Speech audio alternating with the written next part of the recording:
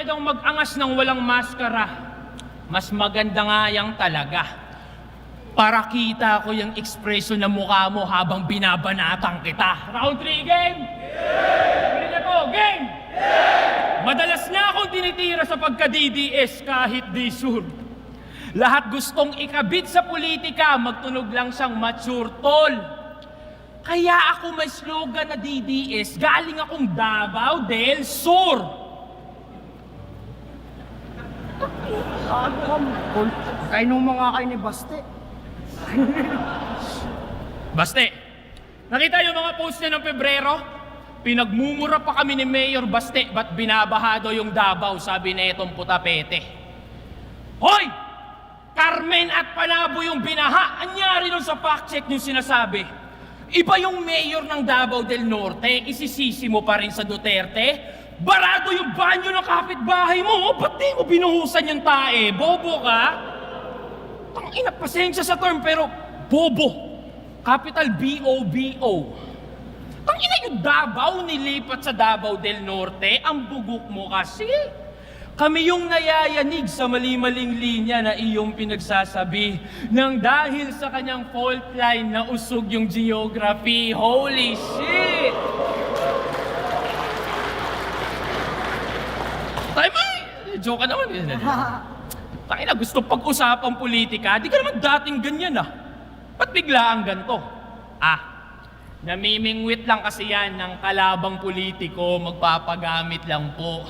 Walang kahit anong wordplay ang masasakit pag reality na nanlait sa iyo na dati tinitira mo lang yung gobyerno pero politiko din pala magpapalamon sa pride mo. Ano? Ina, tatakbo ka sa eleksyon, ang lakas mo magsabu? Ang ina, eto, real talk talaga. Sa Cebu, pangalan nung tinutuluyan namin, Mariners Club. Kasi sila nilang seta, lumipat ng ibang hotel, kinulit pa yung mga staff kasi napagkamalan nilang asset yung isang seaman sa Mariners Club. Seaman nga no, Mariners Club, malamang apartment niya yon. Hello? Noong seaman na nasipat, nagsisibit-bitan mga bag, nasalisihan lang ng seaman, nagsibatan ka agad.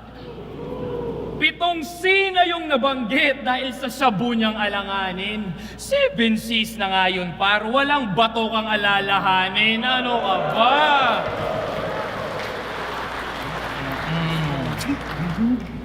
At dahil tuta lang daw ng China si Digong, kaya pinagsisihan niya nga raw. Hoy, imbis magmarunong, magmasid ka sa galaw. Duterte tuta ng singkit. O sige na, edi wow. Basta pag binomba kayo ng incheck, huwag kayong lilipat ng Davao. Tangina, ganito yung mga kuda ng kuda sa internet no? Pag nagkagera, kanya-kanyang tago yung mga putang ina. Ikaw na pumuntang China, gamitin mo yung therapy session, tingnan natin kung tatalab yan sa mga missile nila. Gago. Inang ko. Duterte, DDS daw, Davao Death Squad. No.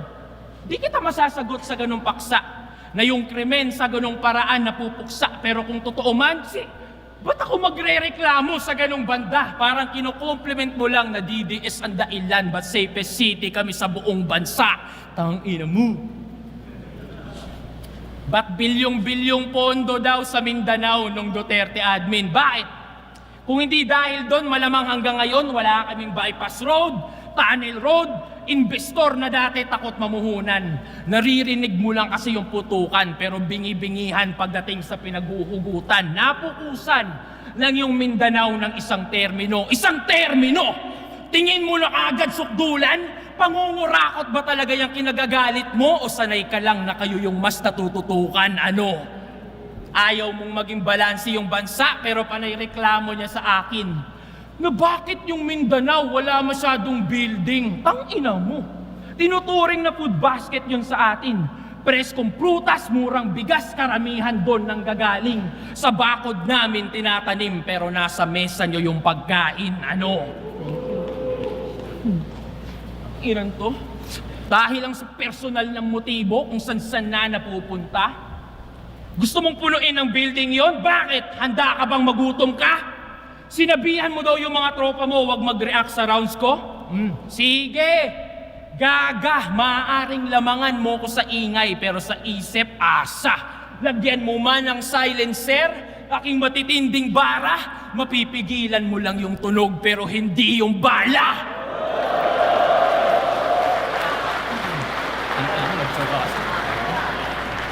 Pero kahit anong pangit ng yung bunganga, wala kang narinig na nilait ko yung politiko mo doon ka sa akin humanga. Kanya-kanya tayo ng pinagdaanan.